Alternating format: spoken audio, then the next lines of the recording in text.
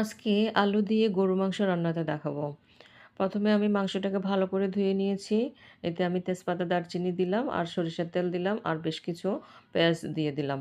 এরপর আমি এখানে কিছু গরম মসলা, ছোট এলাচ, বড় এলাচ, জায়ফল, জয়ত্রী, লং, গোলমরিচ, মিষ্টি জিরা সব হামানদিস্তায় থেতো করে নেব।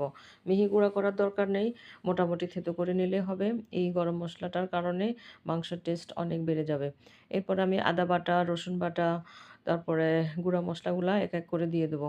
জিরা গুঁড়া, ধনে গুঁড়া, হলুদ গুঁড়া, মরিচ গুঁড়া, লবণ সব দেবো। আর আগে থেকে থেতো করে রাখা গরম মশলার গুঁড়াটাও দিয়ে দেবো।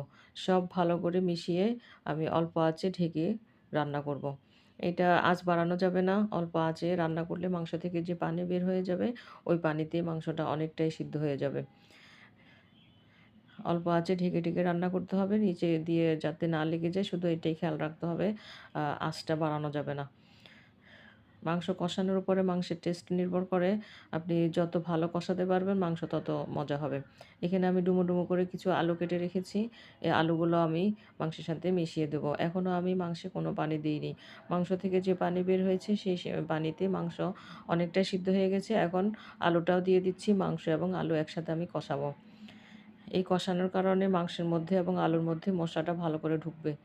এই যে দেখতে পাচ্ছেন আমি নেড়ে নেড়ে অনেকক্ষণ ধরে আমি মাংস এবং আলু কষিয়ে নিয়েছি। অফ ক্যামেরায় আমি এগুলা দেখাচ্ছি কারণ ভিডিও বড় হয়ে গেলে আপনাদের দেখতে ভালো লাগবে না। মাংস এবং আলু ভালো করে কষানো হলে আমি ফুটন্ত গরম পানি দিয়ে দেব। পানি দেওয়ার পরে নেড়েচেড়ে আমি আগুনটা একটু বাড়িয়ে দেব। এতক্ষণ পর্যন্ত আমি লো হিটে রান্না করেছি। এখন আমি আগুনটা একটু বাড়িয়ে দেব। তারপরে এখন আর বেশি রান্নাও করা লাগবে না। কারণ কষাইতে, কষাইতে মাংস অনেকটাই সিদ্ধ হয়ে গেছে। মাংসের যে পানি ছিল ওই মাংসতেই মাংস অর্ধেকের মতো সিদ্ধ হয়ে গেছে। এরপরে এখন দেখতে পাচ্ছেন মাংসটা অলমোস্ট সিদ্ধ হয়ে গেছে, রান্না হয়ে গেছে। আ এখন তো খাওয়ার পালা। তো নিয়ে এসেছি গরম ভাত। গরম ভাতের সাথে গরুর মাংস। আহ! কি মজা! তো সবাই ভালো থাকবেন। আল্লাহ হাফেজ।